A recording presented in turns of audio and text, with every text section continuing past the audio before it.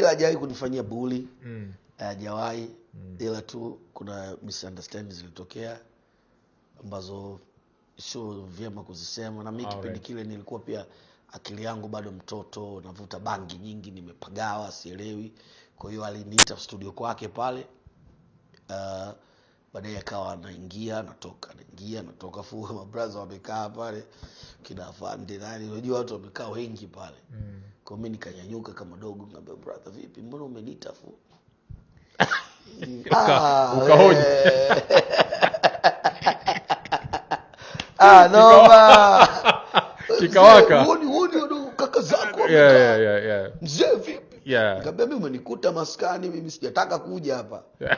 Yaani Majani alikuwa anapita na jamaa mmoja alikuwa anaitwa Rashid, alikuwa anamiliki, kuna zile mambo ya muziki zamani kulipwa.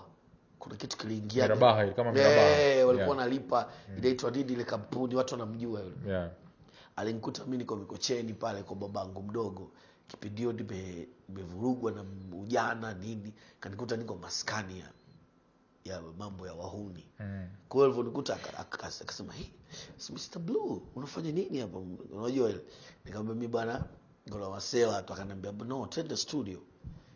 Tukaenda studio. Kwa hiyo studio pale tukakuta my brother wengine wapo wanamsubiri yeye, unajua.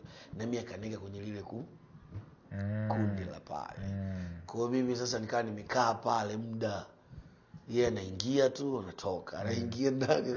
Sijajua ilikuwa ratiba ikoje, kwa sababu studio zina kazi nyingi, you never know. Of course pia mimi na understand kwa sababu kuna watu wengine wakubwa walikuwa zaidi yangu. Lakini mimi hulka yangu mwenyewe nikapandisha, nikasema bwana brother, vipi babu, mbona vipi mzee, umenitoa maskani kwangu, unakula vitu vyangu. Bora ungeniacha kule. Umekuja huko unipungizi studio. Kwa hiyo ikatokea pale kidogo, mimi nakumbuka niliondoka. Na niliondoka kwa sababu yeye ndo gari alonichukua na gari lake. Hata mimi kuondoka nilikuwa hata nauli sina. Kwa hiyo niliondoka pale kijanja si nani alinipa nauli pale. Kwa hiyo kile kitu kidogo kilifanya mimi nikakosa nafasi ya kukaa naye vizuri brother. Lakini ni producer ambaye nampenda na natamani sana kufanya naye kazi. Mimi naamini ni kama vile amequit hivi kidogo. Yule hajaquit, anapumzika. Ni kama vile amequit. Ule ujuzi uko ndani ya damu yake. Lakini do you think anaweza moto ule kwa sababu juzi kati nilikutana na MB Dog. Akanisikilizisha beat ambayo unajua MB Dog bado anawasiliana na Majani kabisa mwanae. Unajua MB Dog na hip hop. Uimbaji tu, lakini maisha yake hip hop. Kwa hiyo anamweza. Bwana Mohamed Mbwana. Bwana anamweza Mdachi.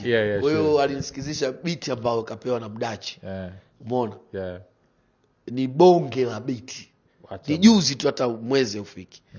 Kwa sababu hata kipindi kile anapiga BBM ile ilikuwa kama ndio kama amequit hivi, lakini ndo likapigwa ile kila mtu alisikia. Sasa kwa hiyo Majani ile damu yake ile ni damu ya muziki. Kabisa.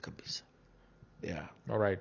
So I hope Majani anasikia. Tuna maybe bwana Majani tunazidi bwana Arusha tunakuja hapa tunahitaji moja hivi ya Blue. Blue anasema bwana ni ndoto yake kupiga kazi na wewe pia. Of course FM kutoka Dar es Salaam, Tanzania.